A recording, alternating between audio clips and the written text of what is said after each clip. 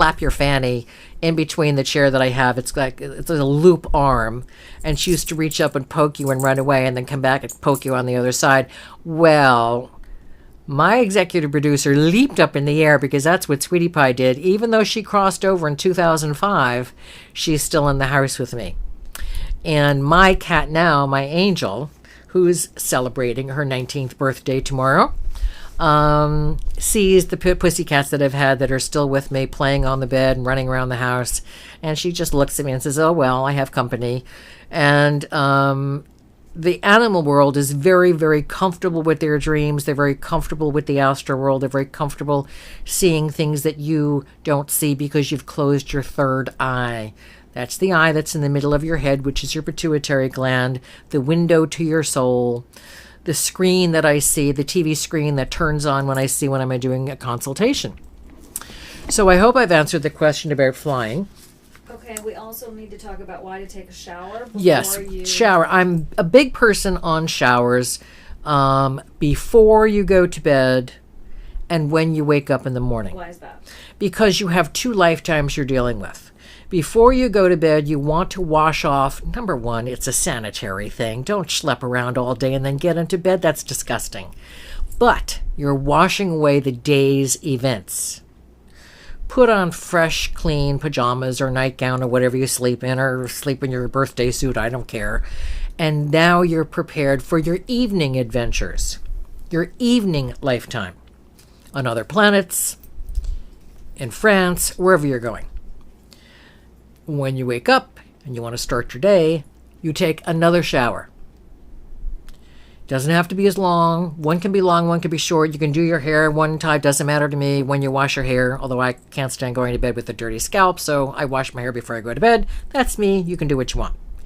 But the idea is you're washing away the nighttime lifetime that you've just been through. And now you're preparing yourself freshly for your day experiences. It's very, very important that you do that so that you're not carrying a residue. It's sort of like having a shadow following you.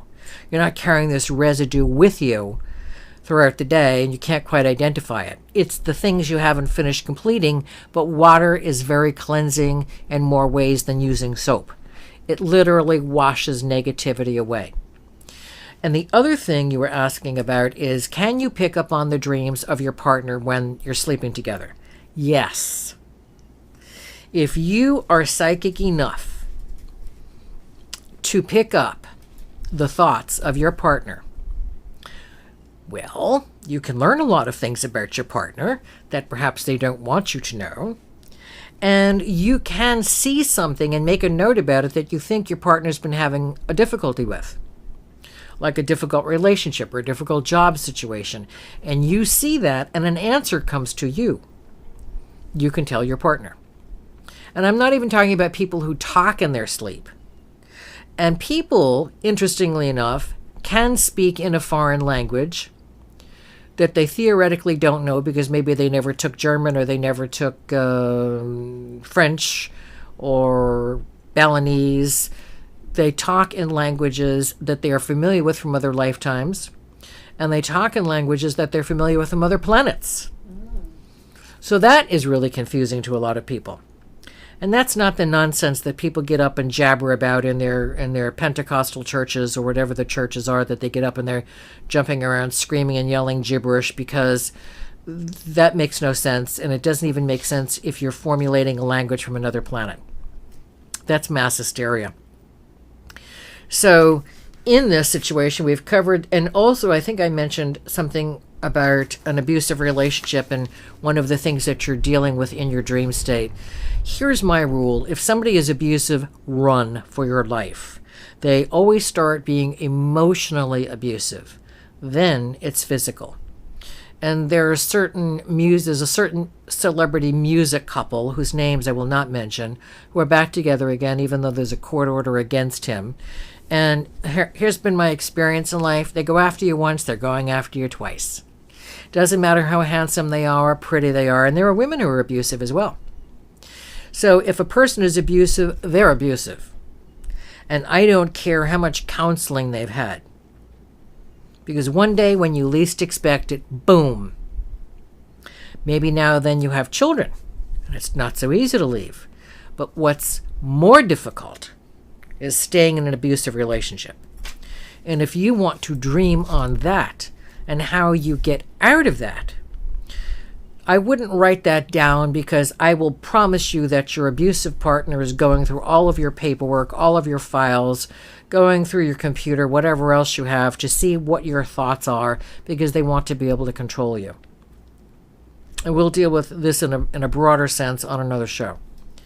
So you remember that you're asking God and the angels. You're now going to be praying to God and the angels to help you get out of this nightmare. No, nightmares. That's our next topic. That's our next topic, is nightmares, because you are living a nightmare if you're in an abusive situation. And it's better to take a job scrubbing floors than being very, very wealthy. And there are many wealthy women. There was a county in Connecticut that had the highest spouse abuse record in the nation. And it's where a lot of diplomats and politicians lived.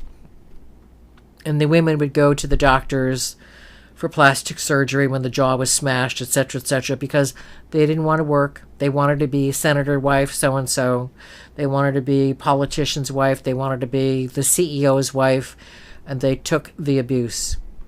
And here's a little secret. The more abuser abuses you, the more abuse you're going to get, and the more they hate you, because they secretly want you to stop them, which is very bizarre, but very true. I've dealt with many psychiatrists on this, and they've all come to the same conclusion, that the abuser blames you for not stopping them. So in our next segment, how much more time do we have in this segment? 2 more minutes. In our next segment, we're going to be covering nightmares and night terrors, which are slightly different, and the age groups. And animals have bad dreams as well. You can hear them cry out. You can hear them growl. You can hear them with that whine that pussycats have when they're upset about something, like that warning that they have. And you can see that they're doing that in their dreams. So animals also have bad dreams. And sometimes you will see your cat or dog scampering around and looking for a place to hide, but they're asleep, so they can't really see what they're doing. And don't grab a dog or a cat. Just quietly call their names. And usually they'll come to you and they'll calm down. But they also have bad dreams. So you want to remember that dreaming is a natural state for you to be in, so that you can get everything straightened out in your mind, your conscious mind, your subconscious mind, and the highest level, which is the superconscious mind, which is the part that is most connected to the God force. If you don't dream, you go crazy. And how many of us have gone for days without sleep? I don't even want to know when the new moon and the full moon are anymore, because for 3 days before, the night of, and 3 days after, I don't sleep. And I'm tired. I'm tired of it. This has been my whole life. I am a daytime sleeper rather than a nighttime sleeper anyway, even when I was a child. So it's really, really difficult. But people tend to have more powerful dreams around the full moon. And when we come back, we're going to be picking up on that and nightmares. Stay with us. We are going to have more Metaphysically Speaking right after this break.